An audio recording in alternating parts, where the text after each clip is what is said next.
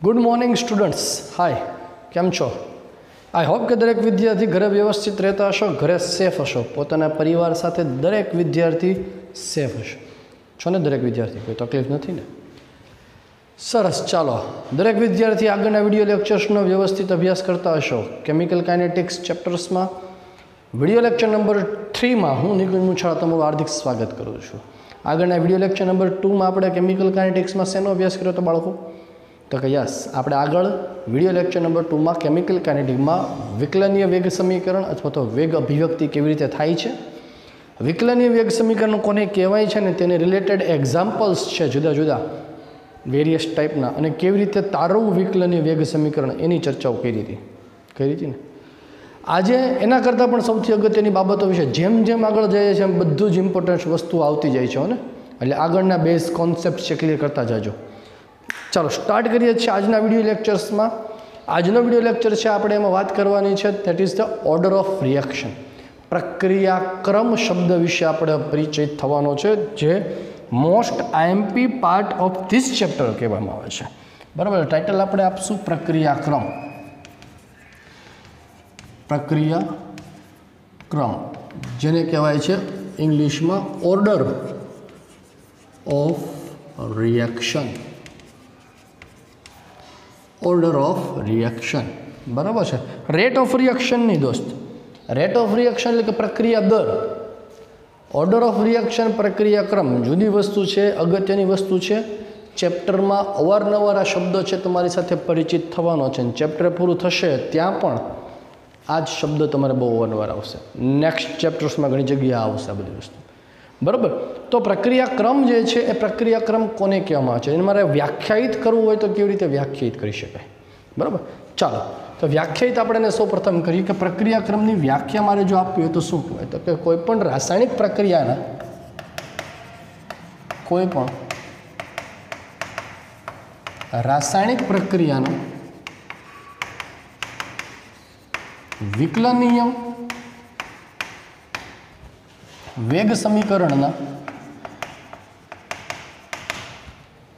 विकलनीय वेग समीकरण में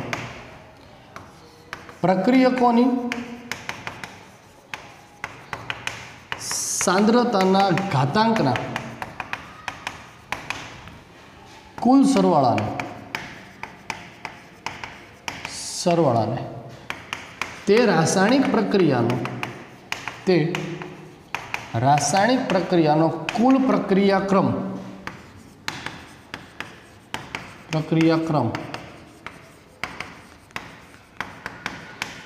कहेवाय छे। कोईपण रासायणिक प्रक्रियानो जे विकलनीय वेग समीकरण तारवेलो होय ए विकलनीय वेग समीकरण में प्रक्रियकोनी सांद्रतानो जे घातांक आपणे दर्शावीए छीए ए घातांकना सरवाळाने ते प्रक्रियानो कुल प्रक्रियाक्रम तरीके ओळखवामां आवे छे। दाखला तरीके आपणे एक्जाम्पल लईए कि A into A B into B बनावे छे C into C D into D, ज्यां आपणे खबर छे स्मॉल ए अने बी ए प्रक्रियक ए अने बी ना तत्वमिति गुणांक छे। आ प्रक्रिया माटे प्रक्रियानो वेग विकलनीय वेग समीकरण आपणे तारववुं होय तो शुं लखी शकाय? तो कि वेग is equal to K A raise to X B raise to Y लखी शकाय। तो आपणे काले बात में तमने करेली थी कि अहींया जे एक्स अने वाय छे एनी वेल्यू ए तत्वमिति गुणांक जेटली होय पण खरा अने न पण होय। ए जरूरी नहीं कि होय ज, अने जरूरी पण नहीं कि न पण होय। मे बी पॉसिबल है, पण ए तमे मात्र ने मात्र कोने आधारे नक्की करी शको छो? प्रायोगिक रीते ज नक्की करी शको दीकरा। बराबर, तो आ प्रक्रिया में आपणे एवुं कही शकाय कि प्रक्रिया ए प्रक्रियक एना संदर्भ में एक्स क्रमनी छे, ज्यारे प्रक्रियक वाय ना संदर्भ में प्रक्रियक बी ना संदर्भ में वाय क्रमनी छे। तेथी कुल प्रक्रियाक्रम आखी रासायणिक प्रक्रियाक्रम जो मारे मेळवવો હોય तो कुल प्रक्रियाक्रम केटलो थशे? तो कि प्रक्रियकोनी सांद्रताना घातांकनो सरवाळो, that is x plus y. तेथी कुल प्रक्रियाक्रम एक्स प्लस વાય सांद्रताની ઘાતાંકનો સરવાળો થાય। દાખલા તરીકે રાસાયણિક પ્રક્રિયાનું કાલે આપણે એક્ઝામ્પલ જોયું હતું, એનો વાળો એક્ઝામ્પલ, બરાબર। NO પ્લસ O2 બનાવે છે twice NO2, twice NO plus O2 બનાવે છે ટ્વાઇસ NO2। આ પ્રક્રિયા માટે કાલે વેગ સમીકરણ, વેગ ઇઝ ઇક્વલ ટુ કે NO નો સ્ક્વેર અને O2 ની 1 ઘાત હતી, બરાબર છે। આવું લખ્યું હતું ને આપણે, ઘાત 1 લખો કે ન લખો કંઈ ફરક પડે નહીં। તો આમાં કંઈ આપણે કહી શકીએ કે આ પ્રક્રિયા આ એનોની સાપેક્ષમાં તો એનોના સંદર્ભમાં દ્વિતીય ક્રમની છે, જ્યારે O2ના સંદર્ભમાં પ્રથમ ક્રમની છે।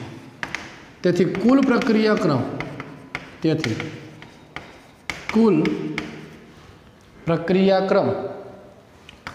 ઇઝ ઇક્વલ ટુ શું લખાશે? તો કે સાંદ્રતાના ઘાતાંકનો સરવાળો 2 + 1 ઇઝ ઇક્વલ ટુ 3। એટલે કુલ પ્રક્રિયાક્રમ એટલે કે સમગ્ર પ્રક્રિયા એ તૃતીય ક્રમની છે, તેથી સંપૂર્ણ પ્રક્રિયા એ તૃતીય ક્રમની છે, બરાબર। યાદ રાખવાનું મિત્રો કે પ્રક્રિયાક્રમ એ શૂન્ય સહિતની ધન પૂર્ણાંક અને અપૂર્ણાંક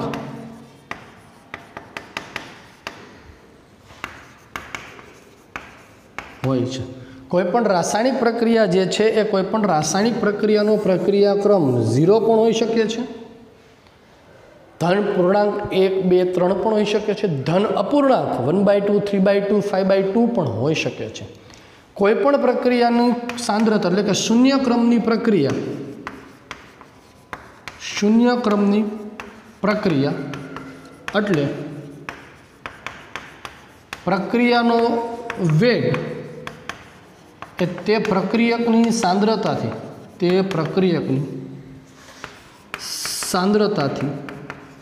સ્વતંત્ર છે। દાખલા તરીકે આપણે લખ્યું હોય કે વેગ is equal to k × a²b⁴ એટલે તમે આ પ્રક્રિયામાં બીની સાંદ્રતામાં ગમે એટલો ફેરફાર કરો, વેગને કોઈ અસર થવાની નથી, કારણ કે b⁴ બીની સાપેક્ષમાં કયા ક્રમની થઈ દોસ્તાર? શૂન્ય ક્રમની થઈ ગયો। કયા ક્રમની કહેવાય? શૂન્ય ક્રમની। એટલે બીની સાપેક્ષમાં શૂન્ય ક્રમની છે, એટલે બીની સાંદ્રતામાં ગમે તે ફેરફાર કરો, ઇટ ડઝન્ટ મેટર, કોઈ વેગને અસર નહીં કરે। ખ્યાલ હોય તો કાલે જો એક એક્ઝામ્પલ મેં તમને કરાવ્યું હતું કે બીની સાંદ્રતાને બમણી કરો તો વેગ એઝ ઇટ ઇઝ 0.1 જ રહેશે। ત્યાં મેં તમને કીધું હતું કે તમે સાંદ્રતા બમણી કરો છો તો ત્યાં અહીંયા આપણે x શોધતા હતા, તો ઘાતાંક કેટલી હોય કે જેથી એની વેલ્યુ 1 આવે? તો કે 0 હોય તો વેલ્યુ 1 આવે, એટલે કોઈ અસર થતી નથી, બરાબર। તો આ જે વાત મેં તમને કરી એ પ્રક્રિયાનો ક્રમ વિશેની વાત કરી કે પ્રક્રિયાનો ક્રમ જે છે એ કેવી રીતે નક્કી થાય। મોસ્ટ IMP બાબત છે પ્રક્રિયાક્રમ શું છે, અને આ પ્રક્રિયાના ક્રમને આધારે તમને વેગ અચળાંકનો એકમ કેવી રીતે તારવવો એ શીખવાડશું। પ્રક્રિયાક્રમ પરથી જે છે વેગ અચળાંકનો એકમ શું હશે એ ખબર પડે તો તમને જો વેગ અચળાંકનો એકમ આપેલો છે તો પ્રક્રિયાક્રમ કઈ છે આ ખબર પડશે। આ બંને વચ્ચે શું સંબંધ છે એ આપણે જોવાનો છે। એની પહેલાં ફટાફટ સ્ક્રીન પર જે દેખાય છે, લેટ્સ ટેક અ સ્ક્રીનશોટ, એનો સ્ક્રીનશોટ લ્યો, એટલે આપણે જે છે હવે આગળ નેક્સ્ટ ટોપિક ઉપર છે વાત કરવાની રહેશે, ધેટ ઇઝ ધ આપણે વેગ અચળાંકનો એકમ જે છે તારવવાનો છે, બરાબર। ચાલો હવે ટાઇટલ આપણે આપશું વેગ અચળાંકનો એકમ।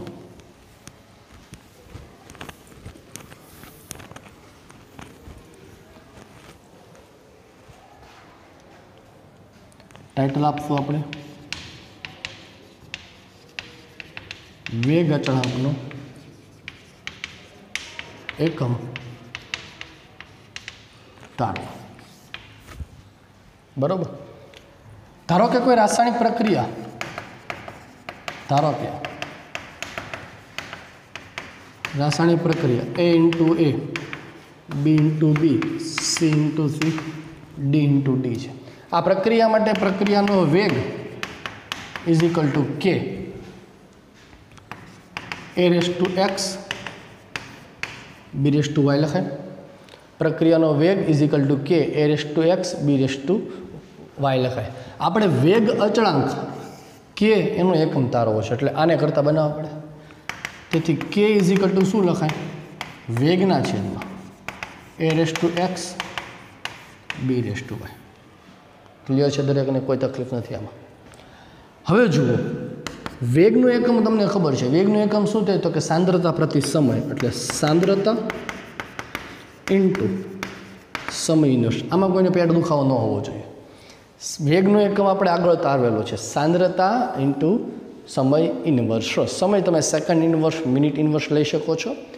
સાંદ્રતા મોલ પ્રતિ લીટર, એટલે ફાઇનલ એકમ શું થતો? Mall litre inverse second inverse, mole litre inverse minute inverse, mole litre inverse કલાક ઇન્વર્સ. ખ્યાલ છે ને દરેકને? યાદ હશે. ઓકે. હવે જુઓ, બ્રેકેટમાં A એટલે કે બ્રેકેટ A શું દર્શાવે છે તો કે બ્રેકેટ A એ પ્રક્રિયક A ની સાંદ્રતા દર્શાવે છે. બ્રેકેટમાં B એ પ્રક્રિયક B ની સાંદ્રતા દર્શાવે છે. બરાબર? તો અલ્ટિમેટલી એ બંને દર્શાવે છે શું તો કે સાંદ્રતા દર્શાવે છે. તો હું શું લખી શકું તો કે સાંદ્રતા રેસ ટુ X અને સાંદ્રતા રેસ ટુ Y લખી શકીએ આપણે, કારણ કે બ્રેકેટ એ સાંદ્રતા દર્શાવે છે. બંને સાંદ્રતા છે. બરાબર? તો સાંદ્રતા ઇન્ટુ સમય ઇન્વર્સ અપોન પાયો સરખો, ઘાતોનો શું થવાનો? સરવાળો. તો સાંદ્રતા raise to X plus Y. પરંતુ X plus Y is equal to N. N એટલે કે જેને કહેવાય છે પ્રક્રિયાક્રમ. આપણને ખ્યાલ છે, હમણાં થોડી વાર પહેલાં જ મેં તમને શીખવાડ્યું કે સાંદ્રતાના ઘાતાંકનો સરવાળો એટલે એને કહેવાય છે પ્રક્રિયાક્રમ. ઘાતાંક X અને ઘાતાંક Y, X plus Y is equal to N, જેને કહેવાય છે પ્રક્રિયાક્રમ. એટલે આપણે અહીંયા X પ્લસ Yની જગ્યાએ N લખી શકાય. એટલે શું થશે તો કે K ઇઝ ઇક્વલ ટુ સાંદ્રતા ઇન્ટુ સમય ઇન્વર્સ સાંદ્રતા રેસ ટુ N.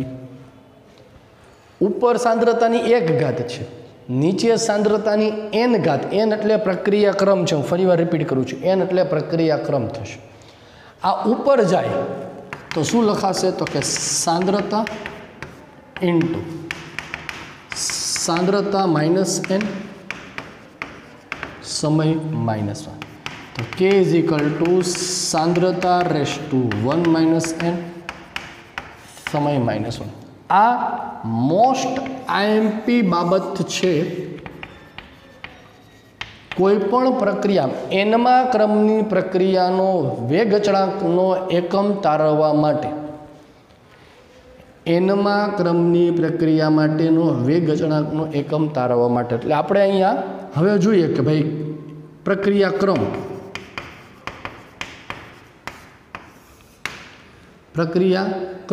અને વેગ અચળાંક કેનો એકમ.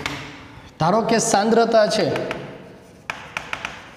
સાંદ્રતા એ મોલારિટી એકમ એટલે કે મોલ ઇન્ટુ લીટર ઇન્વર્સમાં છે, અને સમય ધારો કે સેકન્ડ ઇન્વર્સમાં તમને આપેલો છે.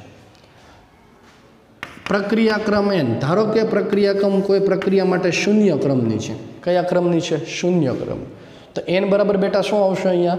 N બરાબર 0. તો શું થયું તમારો વેગ અચળાંકનો એકમ તો કે સાંદ્રતા 1 માઇનસ 0 એટલે 1 ઇન્ટુ સમય ઇન્વર્સ. તો એકમ તમારો શું બન્યો? સાંદ્રતાની જગ્યાએ લઈ લો મોલ પ્રતિ લીટર ને સમય લઈ લો સેકન્ડ ઇન્વર્સ. તો શું લખાશે? Mall litre inverse second inverse. તો જો બેટા તમને કોઈ પ્રક્રિયામાં એમ કીધું હોય કે વેગ અચળાંક કેનો એકમ mall litre inverse second inverse છે, તે પ્રક્રિયા કયા ક્રમની હશે? Mall litre inverse second inverse તો કયા ક્રમની હશે? શૂન્ય ક્રમની હશે. હવે એવી રીતે n બરાબર ધારો કે 1 પ્રથમ ક્રમની પ્રક્રિયા, આ શૂન્ય ક્રમની, આ કયા ક્રમની થઈ કહેવાય? પ્રથમ ક્રમની પ્રક્રિયા. જો પ્રથમ ક્રમની પ્રક્રિયા હોય તો n બરાબર શું મૂકશું બેટા આપણે? 1 1 બરાબર. તો શું લખશું? સાંદ્રતા રેસ ટુ 1 - 1 સમય ઇન્વર્સ. સાંદ્રતા રેસ ટુ 1 - 1 એટલે કેવું થશે? 0. કોઈ પણની 0 ઘાત એટલે એનું મૂલ્ય 1. એટલે માત્ર ને માત્ર પ્રથમ ક્રમની પ્રક્રિયા માટે સમય ઇન્વર્સને, સમય આપણે શેમાં ધારો કે લીધો છે? Second inverse. તો જો કોઈ પણ પ્રક્રિયાનો વેગ અચળાંકનું મૂલ્ય એક સેકન્ડ ઇન્વર્સ ખાલી હોય, શું હોય? સેકન્ડ ઇન્વર્સ કે મિનિટ ઇન્વર્સ કે કલાક ઇન્વર્સ કે વર્ષ ઇન્વર્સ, તો તે પ્રક્રિયા કયા ક્રમની થવાની છે? તો કે પ્રથમ ક્રમની થવાની છે. એવી રીતે ધારો કે કોઈ પ્રક્રિયા એ દ્વિતીય ક્રમની છે. કયા ક્રમની છે? દ્વિતીય, સેકન્ડ ઓર્ડર રિએક્શન કહેવામાં આવે છે. તો અહીંયા n બરાબર શું મૂકશું આપણે? 2. n બરાબર 2 મૂકો એટલે સાંદ્રતા રેસ ટુ 1 - 2 સમય 1 - 2 એટલે કેટલા લખશું આપણે? -1. તો સાંદ્રતા રેસ ટુ -1 સમય -1. સાંદ્રતા બેટા આપણે શેમાં લઈએ છીએ? Mole litre inverse second inverse. જો ધ્યાન આપજો હો. તો શું લખશું? Mole litre inverse minus inverse second inverse. Mole litre inverse આખાનો પાછો માઇનસ ઇન્વર્સ છે, તો ઇન્વર્સ અંદર દાખલ કરો તો શું થયું? Mall inverse into litre second inverse.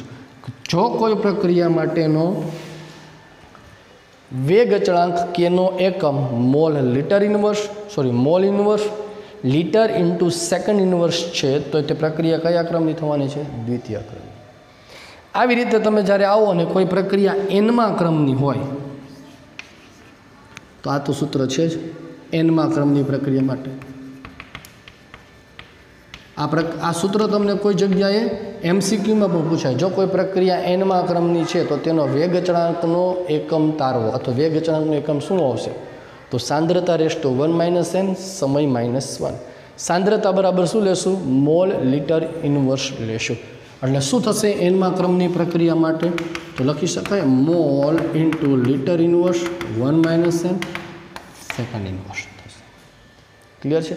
આને રિલેટેડ બહુ બધા પ્રશ્ન છે દોસ્તરો, પૂછાય છે, બહુ બધા MCQ આવશે, અને આને રિલેટેડ આપણે ઘણા બધા એક્ઝામ્પલ એ સરળતાથી સોલ્વ આઉટ પણ કરી શકશું. એના માટે આ કોષ્ટક જે છે that is the most IMP કોષ્ટક, મોસ્ટ IMP કોઠો છે. કેમ? તો કે તમને વેગ અચળાંક કેના એકમ આપેલા હોય તેના પરથી પ્રક્રિયા ક્રમ તમને મળી જશે. ઘણીવાર પ્રક્રિયા ક્રમ આપેલા હોય અને વેગ અચળાંકનો એકમ, વેગ અચળાંકનું મૂલ્ય તારવો, તો મૂલ્ય ન ખબર હોય પણ તમને જો એકમ ખબર પડી જાય, પાછળ લખ્યો તો તમને ખબર પડી જશે કયા ક્રમ. બરાબર? પ્રેક્ટિસ કરશો MCQની એટલે ખ્યાલ આવશે. સ્ક્રીન પર જે દેખાય છે ને ફટાફટ એકવાર સ્ક્રીનશોટ લો એટલે આપણે એની પ્રેક્ટિસ કરીએ, એક્ઝામ્પલ સોલ્વ કરશું આપણે. ચાલો, પ્રક્રિયાક્રમ કોને કહેવાય? પ્રક્રિયાક્રમ પરથી વેગ અચળાંકના પરિમાણ એટલે કે વેગ અચળાંકનો એકમ કેવી રીતે મેળવવો એની થિયોરિટિકલ વાત કર્યા પછી હવે આપણે વાત કરવાની છે થોડાક એના પ્રેક્ટિસની. એટલે કે તમને જે સ્વાધ્યાયમાં લખાણ સંબંધિત પ્રશ્ન એક્ઝામ્પલ જે આપેલા છે એની આપણે પહેલાં પ્રેક્ટિસ કરશું. ચાલો, કોયડો નંબર તમને આપ્યો છે 4.3 જે તમારી ટેક્સ્ટ બુકમાં છે. ટેક્સ્ટ બુક તમારી પાસે છે. શું કીધું છે? તો કે નીચે દર્શાવેલા સમીકરણોના પ્રક્રિયાક્રમ દર્શાવો. તમને સમીકરણ A અને B આપેલા છે, એટલે કે કોઈ એક રાસાયણિક પ્રક્રિયાના વિકલનીય વેગ સમીકરણ આપેલું છે, અથવા તો વેગ અભિવ્યક્તિ કરેલું છે એવો અર્થ થાય.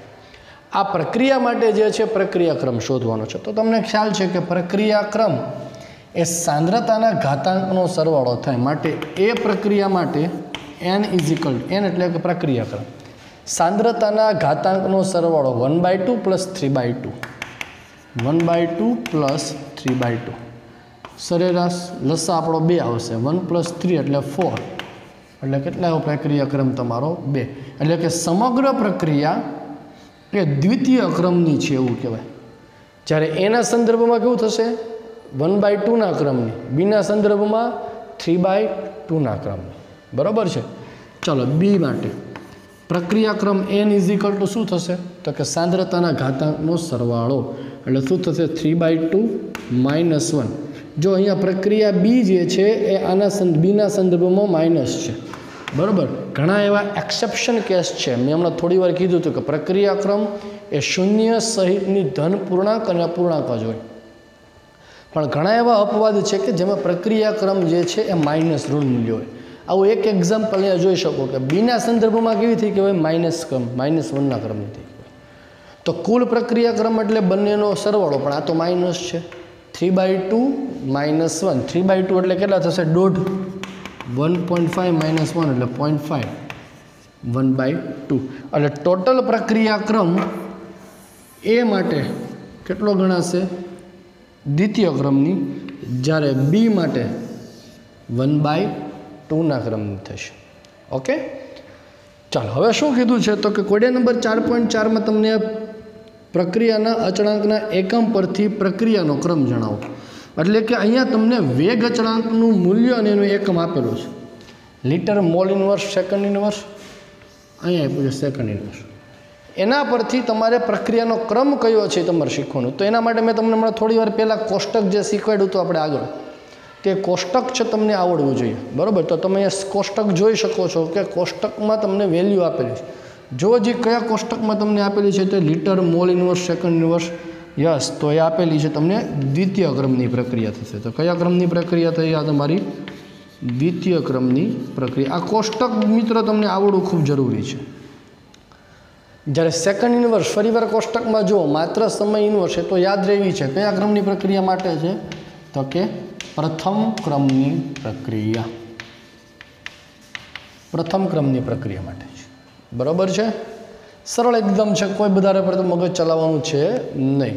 ચાલો ત્યાર પછી કોયડા એક્ઝામ્પલ પછી જોઈએ લખાણ સંબંધિત પ્રશ્ન. પેજ આગળ ફેરવશો ટેક્સ્ટ બુકમાં એટલે આપેલા છે તમને લખાણ સંબંધિત પ્રશ્નનો 4.3માં શું કીધું છે તો કે a + b નિપજ માટે વેગ કે a⁻² b² છે, તો પ્રક્રિયાક્રમ જણાવો. તો પ્રક્રિયાક્રમ n બરાબર ઘાતાંકોનો સરવાળો 1/2 + 2 એટલે કેટલા થશે, 2.5, 2.5માં ક્રમની થવાની છે, એટલે 5/2 કહેવાય ને, સરવાળો 5/2. બરાબર, ચાલો હવે 4.4માં પદ શું કીધું છે તો કે x અણુનું yમાં પરિવર્તન, એટલે xમાંથી y, કાલે આપણે એમાંથી બી બનાવતા હતા, xમાંથી y. પ્રક્રિયા એ દ્વિતીય ક્રમને અનુસરે છે, માટે વેગ = k x² થાય, દ્વિતીય ક્રમને અનુસરે છે. હવે એક્સની સાંદ્રતાને 3 ગણી કરવામાં આવે. બરાબર, એક્સની સાંદ્રતાને કેટલા ગણી કરવામાં આવે છે દોસ્તર, 3 ગણી. આને હું v1 કહું છું કે x². તો v2 બરાબર શું થવું, કે 3 ગણી 3x². 3નો વર્ગ કેટલો થઈ જશે, 9. v2 બરાબર 9 કે x² બરાબર 9v1. એટલે કે સાંદ્રતા 3 ગણી કરો તો વેગ એ 9 ગણો વધે છે. તમને એવું કીધું છે કે વાયના નિર્માણમાં કેવી રીતે અસર કરશે. તો અહીંયા તમે જોઈ શકો કે બંનેના તત્વિક મિતિ ગુણાંક કેવા છે, સરખા. તો અહીંયા એક્સનો ઘટવાનો દર અને વાયનો વધવાનો દર બંને કેવા થવાના છે, સરખા. તો તમને અહીંયા એક્સનો ઘટવાનો દર કેટલા ગણો થઈ ગયો, 9 ગણો ઘટ્યો. તો તમે શું કહી શકો, વાયનો વધવાનો દર, વાયનો વધવાનો દર 9 ગણો થાય છે. કેમ તો કે અહીંયા તત્વિક મિતિ ગુણાંક સરખા છે એટલા માટે. બરાબર, જો સરખા ન હોત તો અલગ, દાખલા તરીકે અહીંયા 2x હોત તો તમે એવું કહી શકો ને કે આ 2 ગણો ઘટે ત્યારે આ 1 ગણો જ વધે છે.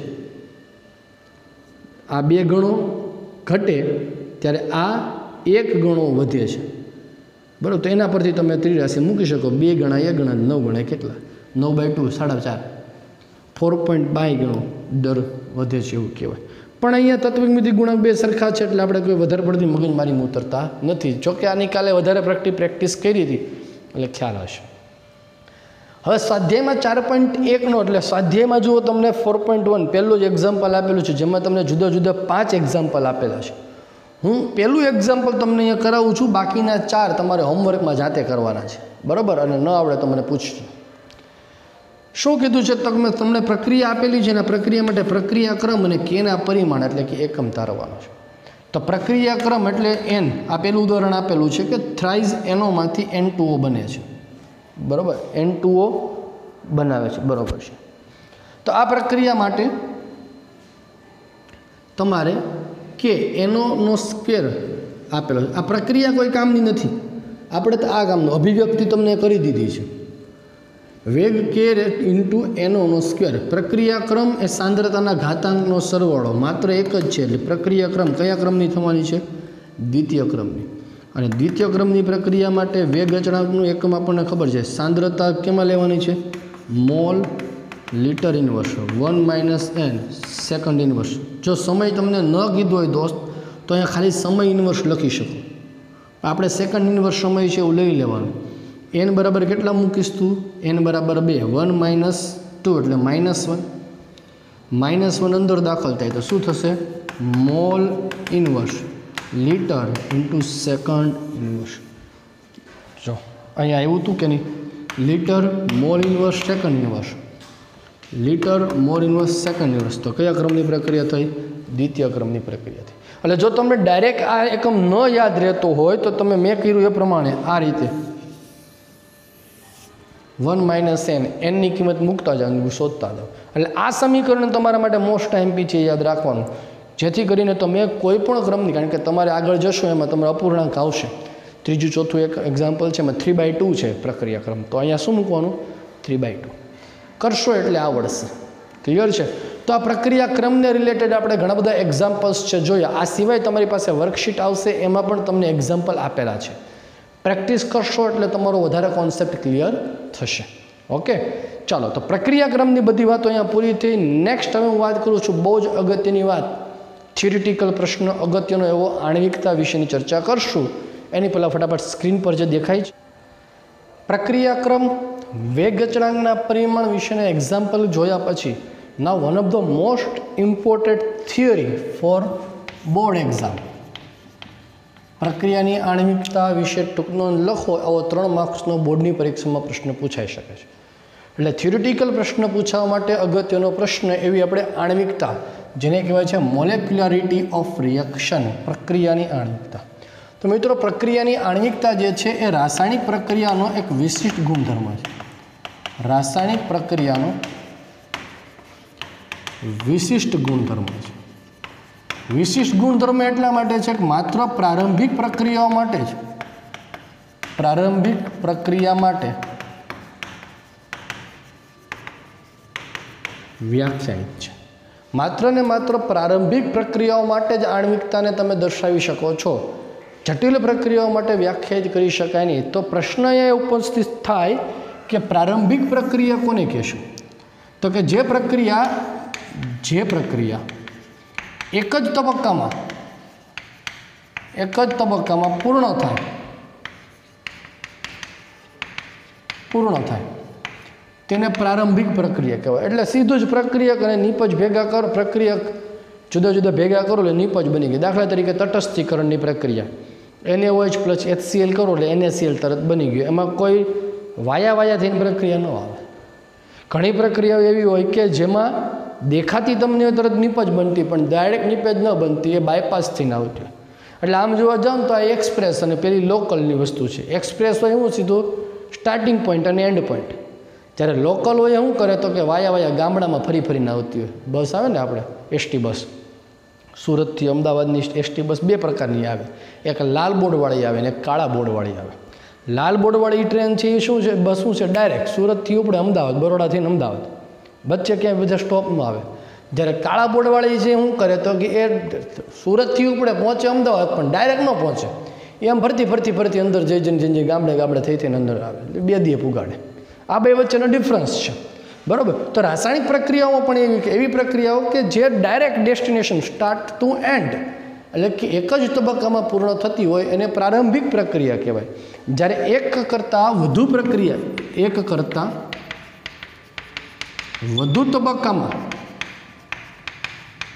તબક્કામાં થતી હોય તેવી પ્રક્રિયાને જટિલ પ્રક્રિયા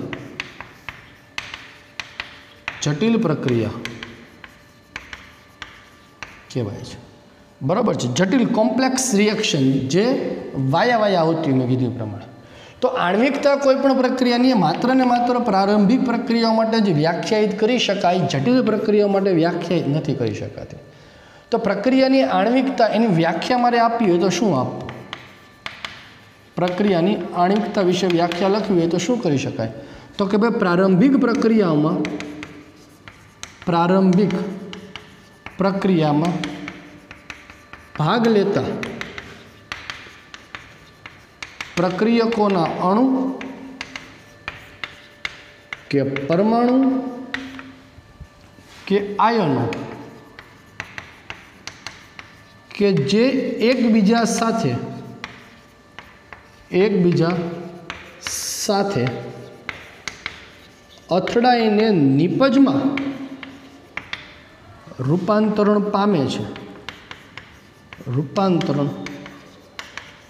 પામે છે તેને પ્રક્રિયાની આણ્વિકતા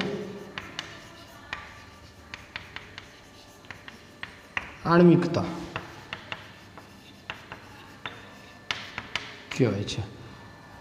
પ્રારંભિક પ્રક્રિયાઓ એટલે કે એક જ તબક્કામાં પૂર્ણ થતી હોય એવી પ્રક્રિયકોના તે અણુ પણ હોઈ શકે છે, પરમાણુ પણ હોઈ શકે, અથવા તો આયનોની એ સંખ્યા કે જે સંઘાત અનુભવીને નિપજમાં રૂપાંતરણ થાય. સંઘાત અનુભવ એટલે કે એકબીજા સાથે અથડાય પછી જ નિપજમાં રૂપાંતરણ થાય. આપણે આ ચેપ્ટરના એન્ડમાં છે સંઘાતનો સિદ્ધાંત શીખશું, એમાં ખ્યાલ આવશે. તો એકબીજા સાથે અથડાઈને જે નિપજમાં રૂપાંતરણ પામે એ સંખ્યાને તે પ્રક્રિયાની આણ્વિકતા કહેવાય. એ સંખ્યાને આધારે આણ્વિકતા મુખ્યત્વે 3 પ્રકારની હોય: એક આણ્વીય પ્રક્રિયા, દ્વિઆણ્વીય પ્રક્રિયા અને ત્રિઆણ્વીય પ્રક્રિયા. એટલે પહેલાં આપણે શીખશું એક આણ્વિક પ્રક્રિયા. એક આણ્વીય પ્રક્રિયા તો કે ભાઈ જે પ્રક્રિયામાં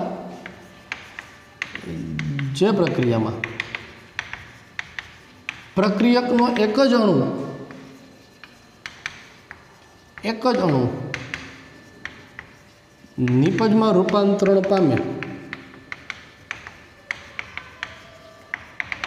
તેને એક આણ્વીય પ્રક્રિયા કહેવાય. દાખલા તરીકે એમોનિયમ નાઇટ્રાઇટનું NH4NO2, એમોનિયમ નાઇટ્રાઇટ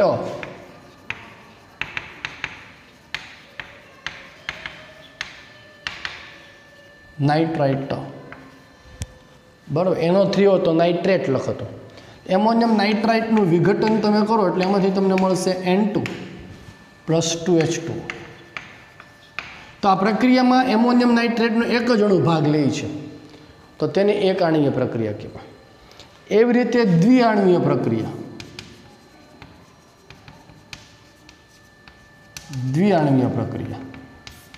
તો કે જે પ્રક્રિયામાં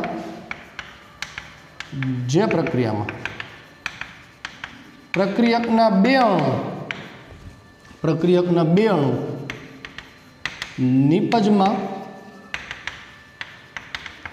રૂપાંતરણ પામે છે તેને દ્વિઆણ્વીય પ્રક્રિયા કહેવાય. દાખલા તરીકે ટ્વાઇસ HI હાઇડ્રોઆયોડિક એસિડ HI, આ હાઇડ્રોઆયોડિક એસિડનું તમે જ્યારે વિઘટન કરો એટલે એમાંથી મળશે H2+I2. તો આ પ્રક્રિયામાં HIના કેટલા અણુ ભાગ લીધા છે? તો કે 2 અણુ ભાગ લીધા છે. તો આ સંખ્યાને તેની આણ્વિકતા કહેવામાં આવે.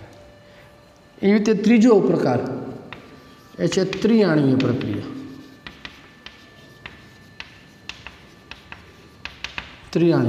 તો કે જે પ્રક્રિયામાં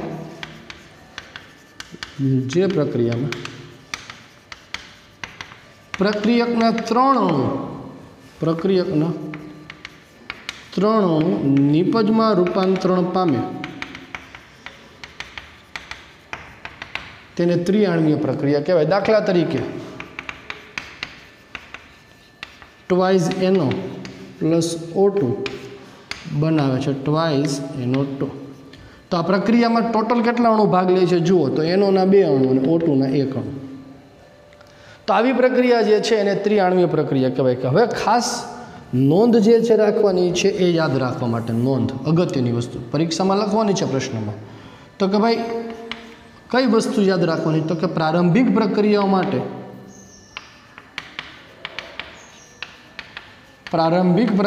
માટે પ્રક્રિયકના તત્વયુગ્મિતિ ગુણાંક गुणा ए ज तेना कुल प्रक्रियाक्रम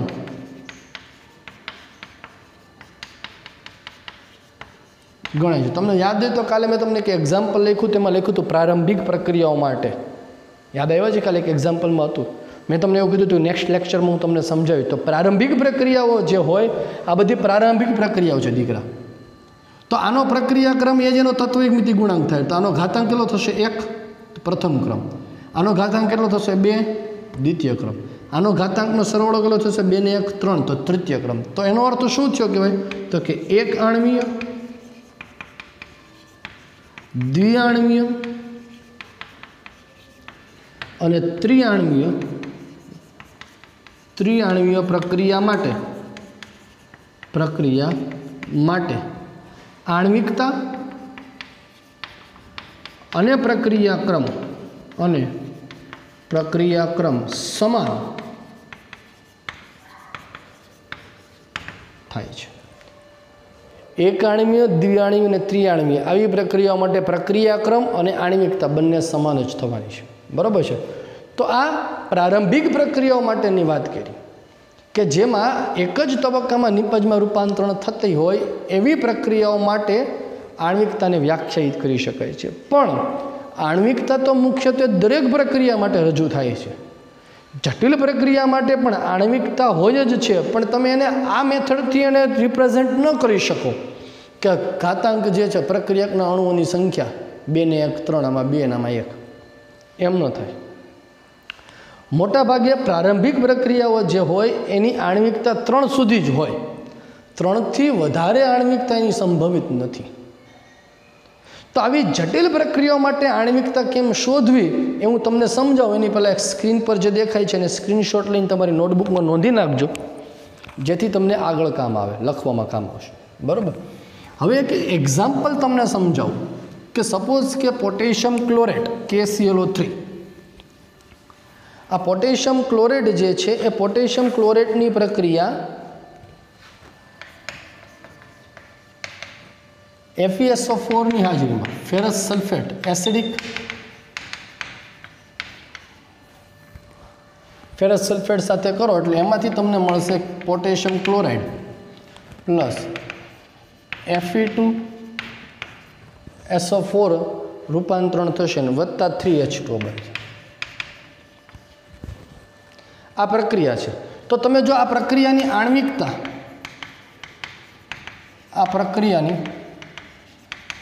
आण्विकता जोता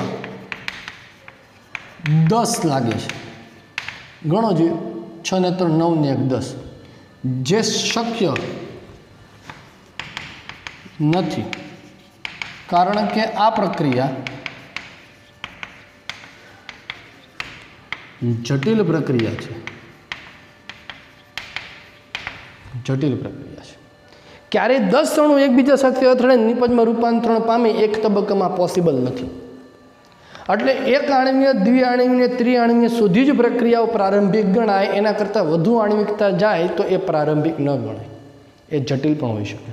અને એવું જરૂરી પણ નથી હો, ફરી પાછું એવું જરૂરી પણ નથી કે જે દ્વિઆણવીય પ્રક્રિયા છે આ પ્રકારની કોઈ પ્રક્રિયા છે એ પ્રારંભિક જ હોય, એ જટિલ પણ હોઈ શકે। પણ એ પ્રક્રિયાની ક્રિયાવિધિ તમે સમજો તો જ તમને ખ્યાલ આવે, બાકી ન આવે। એટલે તમારે અહીંયા MCQ માટે જે છે આવી પ્રક્રિયાઓ જે તમારી ટેક્સ્ટ બુકમાં આપેલી હોય એ બધી યાદ રાખી લેવાની કે જેથી કરીને તમને ખબર પડી જાય કે આ પ્રક્રિયા આપી છે, આ એક આણવીય છે, આ દ્વિઆણવીય, આ ત્રિઆણવીય। एनी सिवायनी बहारनी कोई प्रक्रिया लगभग तमारी सामे नहीं आवे। बराबर है। तो जटिल प्रक्रियाओं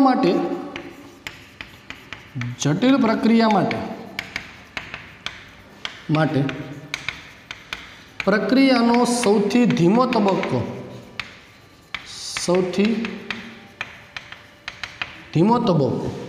के जेने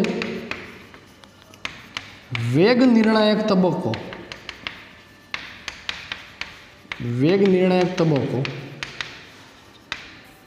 कहेवाय छे।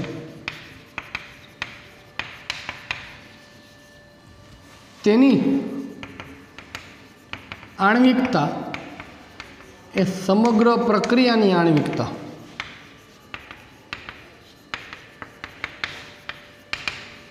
બને છે। દાખલા તરીકે H2O2 હાઇડ્રોજન પેરોક્સાઇડના વિઘટનની પ્રક્રિયા આયોડાઇડ ઉદ્દીપકની હાજરીમાં આલ્કલાઇન માધ્યમમાં પ્રક્રિયા કરવામાં આવે એટલે એમાંથી ટ્વાઇસ H2O પ્લસ O2 બને છે।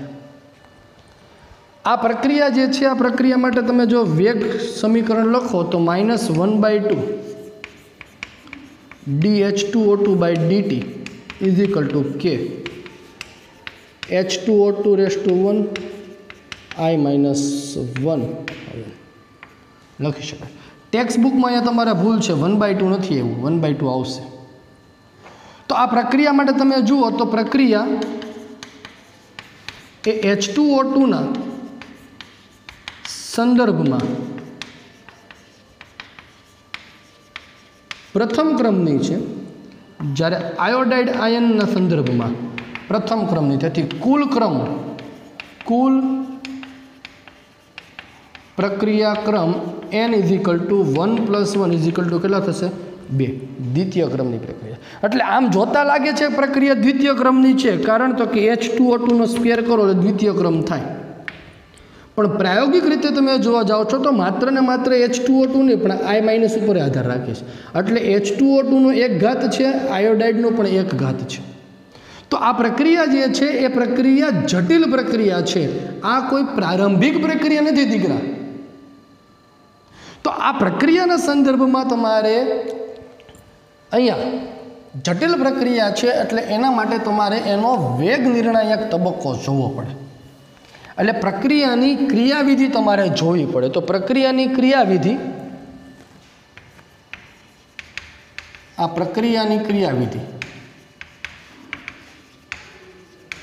નીચે પ્રમાણે છે।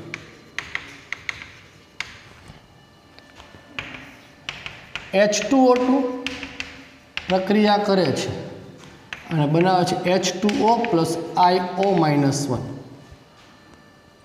અને બીજા તબક્કામાં H2O2 નો બીજો અણુ એ IO - 1 સાથે પ્રક્રિયા કરી H2O plus O2 plus I- બનાવે છે। આખી પ્રક્રિયાનો તમે સરવાળો કરો તો આ બાજુથી IO - 1 કેન્સલ, I- 1 કેન્સલ, એટલે શું થશે H2O પ્લસ H2O એટલે 2H2O2 બનાવે છે 2H2O પ્લસ O2 I- 1 અહીંયા દાખલ થયો તો નિપજમાં છૂટો પડ્યો એટલે એને આપણે ઉદ્દીપક તરીકે ગણીએ છીએ। ઉદ્દીપક આપણને ખ્યાલ છે કે રાસાયણિક પ્રક્રિયામાં ભાગ તો લે છે પણ પ્રક્રિયાને અંતે ફરી પાછો છૂટો પડે છે। તો આવી ગઈ મૂળ પ્રક્રિયા જેવી જ પ્રક્રિયા। તો આ જટિલ પ્રક્રિયા છે જે એક કરતાં વધુ તબક્કામાં થાય છે। હવે આ તબક્કામાં આપણે ધીમો તબક્કો પસંદ કરવો પડે જે પ્રાયોગિક રીતે જ નક્કી થાય। તો આ પ્રક્રિયામાં ધીમો તબક્કો જે છે એ મધ્યવર્તી સંયોજન બનવાનો તબક્કો છે। અહીંયા IO - 1 જે બને છે એ મધ્યવર્તી સંયોજન કહેવાય, મધ્યવર્તી સંયોજન છે। આ પ્રક્રિયામાં મધ્યવર્તી સંયોજન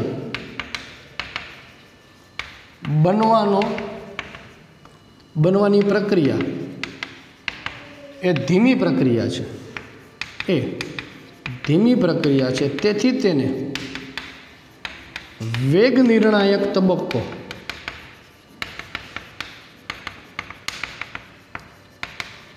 કહેવાય છે। એટલે આ પ્રક્રિયા ક્યારે પૂરી થશે એનો આધાર એ આ પ્રક્રિયાની ઝડપ ઉપર હોય। આ જેટલી ઝડપથી બનશે, મધ્યવર્તી સંયોજન જેટલી ઝડપથી બનશે એટલી ઝડપથી પ્રક્રિયા પૂર્ણ થશે। તો દોસ્તાર અહીંયા પ્રક્રિયા પૂર્ણ થવાનો દર કોની ઉપર આધાર રાખીએ છીએ તો કે ધીમા તબક્કા પર। આ કેવું એક્ઝામ્પલ છે, હું તમને રેગ્યુલર લાઈફનું એક્ઝામ્પલ આપું કે તમને કોઈકે પૂછ્યું કે તમારે સુરતથી અમદાવાદ બાય રોડ જવાનું છે, તમે શું જવાબ આપશો? તો કે સુરતથી અમદાવાદ છે હું કદાચ 5 થી 6 કલાકમાં પહોંચી જઈશ। ક્યારે? કે જો ભરૂચનું ટ્રાફિક ન નડે તો। તો તમારા અમદાવાદ પહોંચવાનો આધાર કોના ઉપર રહ્યો? ભરૂચના ટ્રાફિક પર. કેમ? તો કે ત્યાં તમારી ગતિ કેવી હશે? ધીમી હશે. તો અમદાવાદ પહોંચવાનો આધાર એ તમારા વેગ નિર્ણાયક તબક્કા પર આધાર રાખે છે ને એ વેગ નિર્ણાયક તબક્કો તમારા માટે કયો હતો? ભરૂચ પહોંચવાનો. તો ભરૂચનું ટ્રાફિક એ તમારા માટે વેગ નિર્ણાયક તબક્કો થયો. એવી રીતે જ જટિલ પ્રક્રિયાઓ માટે પ્રક્રિયાની આણ્વિકતા એના વેગ નિર્ણાયક તબક્કા પર આધાર રાખે છે. આ વેગ નિર્ણાયક તબક્કામાં આ વેગ નિર્ણાયક તબક્કામાં H2O2 અને I-1 બંને ભાગ લે છે. તેથી આણ્વિકતા 2 થાય છે. ખ્યાલ આવ્યો? તો આવી જટિલ પ્રક્રિયાઓ જે બધી હોય છે એ જટિલ પ્રક્રિયાઓ માટે પ્રક્રિયાની આણ્વિકતા અથવા તો પ્રક્રિયાક્રમ બંને એ કોના ઉપર આધાર રાખશે? તો કે એ ધીમા તબક્કા ઉપર આધાર રાખશે. અને આ ધીમો તબક્કાની જે આણ્વિકતા છે એ સમગ્ર પ્રક્રિયાની આણ્વિકતા બનશે. એ જ એનો પ્રક્રિયાક્રમ બનશે.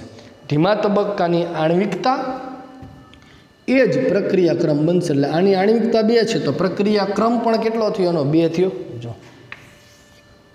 પણ આ પ્રક્રિયાક્રમ 2 આવ્યો એ માત્ર ને માત્ર H2O2 નથી. હું અહીંયા સમજાવવા માંગુ છું. એ કોનો છે? તો કે H2O2 અને I-1 બંનેનો છે. એટલે 1 બંને ઉપર આધાર રાખે. ક્લિયર છે? તો આ મેં તમને વાત કરી પ્રક્રિયાની આણ્વિકતા. 3 માર્ક્સનો પ્રશ્ન પૂછાય એટલે આટલી વસ્તુ તમારે લખવાની છે. બરાબર. હવે વાત કરવાની છે કે નાના શોર્ટ ક્વેશ્ચન્સની જે છે પ્રક્રિયાક્રમ અને આણ્વિકતા વચ્ચેનો તફાવત અથવા તો બંને વચ્ચે શું ફરક છે એ મારે તમને સમજાવવાનું છે. તો સ્ક્રીન પર જે દેખાય છે ને ફટાફટ એકવાર સ્ક્રીનશોટ લઈ લો એટલે આપણે એ પ્રશ્ન ઉપર આગળ વધીશું. આજના વિડીયો લેક્ચર્સના છેલ્લા ટોપિક ઉપર આપણે આગળ વધીએ છીએ. એ છે પ્રક્રિયાક્રમ અને આણ્વિકતા વચ્ચે તફાવત જણાવો. 2 માર્ક્સનો શોર્ટ ક્વેશ્ચન જો પૂછવો હોય તો પૂછી શકાય કે આણ્વિકતા અને પ્રક્રિયાક્રમ વચ્ચે શું ડિફરન્સ છે. તો પહેલો મુદ્દો તો કે પ્રક્રિયાક્રમ એ પ્રાયોગિક રાશિ છે જે તમને મેં કાલે શીખવાડ્યું હતું. કારણ કે તત્વવેગમિતિ ગુણાંકનો સરવાળો જે છે એ પ્રક્રિયાક્રમ થાય. જ્યારે આણ્વિકતા છે કેવી રીતે નક્કી થાય? તો કે તત્વવેગમિતિ ગુણાંક પરથી નક્કી થાય. તત્વવેગમિતિ ગુણાંક 1 તો આણ્વિકતા 1, 2 તો 2, 3 તો 3. પ્રક્રિયાક્રમ 0 અથવા તો અપૂર્ણાંક હોઈ શકે છે. 0, 1/2, 1, 3/2, માઇનસ પણ હોઈ શકે. ત્યારે આણ્વિકતા જે છે પૂર્ણાંક જ હોય. એવું બને કે 1 અણુ કે 2 અણુ ભટકાય. ક્યારે એવું થાય કે 1 આખો ને અડધો ભટકાણો, અડધો છે બહાર ફરવા યોગ્ય પ્રક્રિયામાંથી ન બને ને. એટલે પૂર્ણાંક જ હોય. પ્રક્રિયાક્રમ એ પ્રાથમિક અને જટિલ એમ બંને માટે લાગુ પાડી શકાય છે. આપણે આગળ પ્રક્રિયાક્રમની જ્યારે મેં વ્યાખ્યા આપી ત્યારે કોઈ જગ્યાએ એવું સ્પેસિફાઈડ કર્યું હતું કે માત્ર પ્રારંભિક પ્રક્રિયા માટે જ છે કે માત્ર જટિલ પ્રક્રિયા માટે જ છે? નહીં. જ્યારે આણ્વિકતાની વ્યાખ્યામાં આપણે સ્પેસિફાઈડ કર્યું હતું કે માત્ર પ્રારંભિક પ્રક્રિયાઓને જ લાગુ પડે છે. ચોથો અને છેલ્લો મુદ્દો તો કે જટિલ પ્રક્રિયાની સૌથી ધીમા તબક્કા વડે પ્રક્રિયાક્રમ નક્કી થાય. અને આ ધીમા તબક્કાની આણ્વિકતા અને પ્રક્રિયાક્રમ બંને કેવા હોય છે? સમાન હોય છે. એટલે તમને કોઈ જગ્યાએ MCQમાં તો થિયોરિટિકલ પ્રશ્ન પૂછાય કે આણ્વિકતા અને પ્રક્રિયાક્રમ વચ્ચે સંબંધ શું? આણ્વિકતા અને પ્રક્રિયાક્રમ વચ્ચે સંબંધ શું? તો સૌથી ધીમા તબક્કાની આણ્વિકતા અને પ્રક્રિયાક્રમ બંને કેવી હોય છે? સમાન હોય છે. જે આપણે થોડી વાર પહેલાં જ જોયું. ઓકે. તો આજનો વિડીયો લેક્ચર જે છે અહીંયા સુધી હું રાખું છું. કાલનો વિડીયો લેક્ચર આના કરતાં પણ મોસ્ટ આઈએમપી છે. કારણ તો કે આપણે શૂન્ય ક્રમની પ્રક્રિયા વિશે એના સમીકરણ સૂત્ર તારવવાના છે, એના એક્ઝામ્પલ જોવાના છે ને મજા લેવાની છે. ઓકે. ચાલ ત્યાં સુધી બાય.